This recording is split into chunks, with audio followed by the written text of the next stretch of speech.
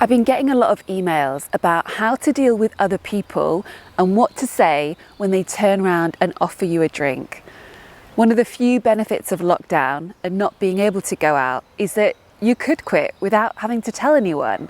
It was much easier to keep it all to yourself.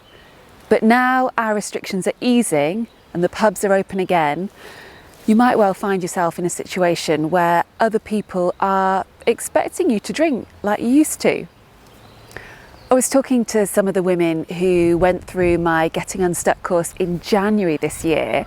So they're almost 4 months alcohol free, but it's actually only now that they're getting the opportunity to practice socialising sober because we've been in lockdown for all this time.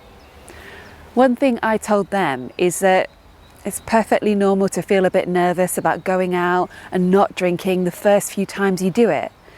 But if you can figure out how to quit drinking during a global health crisis whilst you are in lockdown and dealing with homeschooling and furlough and the general stress of the pandemic, well then I think you can figure out how to say no to a drink in a bar. I know you can do it. So let's talk about what to do when someone turns around and literally offers you a glass of wine. And there are 2 key things I recommend you do in order to move on smoothly and save yourself some grief. They are 1, be really positive, and 2, follow up with a clear request. So here's what that might sound like in practice. You're offered a drink and you say, actually, I'm taking a break from drinking and I'm really enjoying it. Do you have any fill in the blank here instead? I'd love a glass of that. Or if you're a bit further along this journey and feeling a bit more confident, you might say something like, actually, I quit drinking back in January or whenever it was. Could I get a glass of such and such instead? And then, depending on where the conversation goes next, you could follow that up with some positivity and something about how you've never felt better.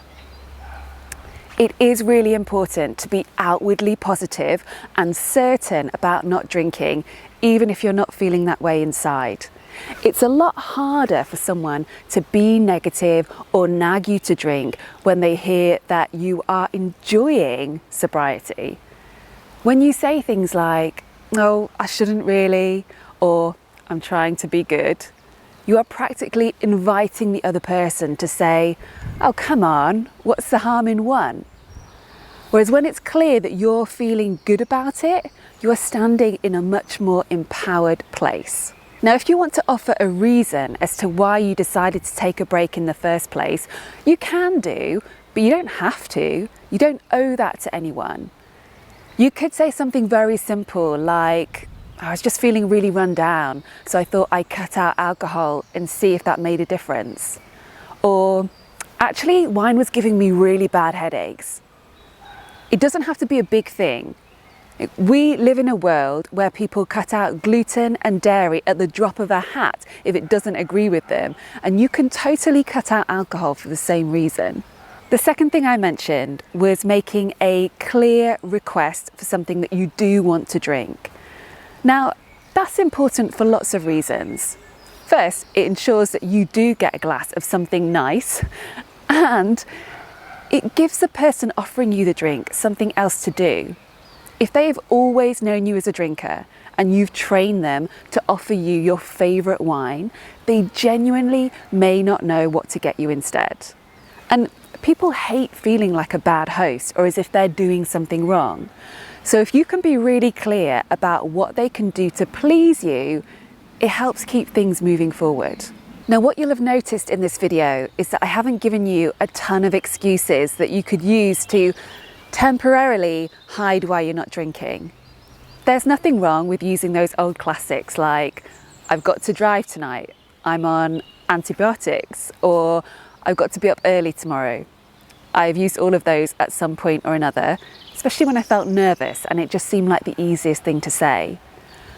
But just know that you can't use those white lies forever. And in fact, when you keep using those excuses, you keep yourself in a bit of a holding pattern where people still think that you drink, And so on every single occasion, you have to go through the same anxiety and face those same worries. You never really move forward. The final thing I'll say on this is that the way other people respond to your sobriety is going to say everything about them and nothing about you. It reveals all about their relationship with alcohol, their beliefs and their assumptions. You can't be responsible for any of that. It's not your job to manage their feelings.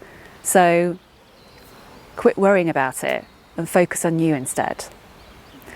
So I'm Kate B. Wherever you're watching this, please scroll down and let me know what your experiences of socialising sober are, particularly post-pandemic. How has it been going for you? I would love to hear about it, and I'm wishing you a very happy and hangover-free week ahead.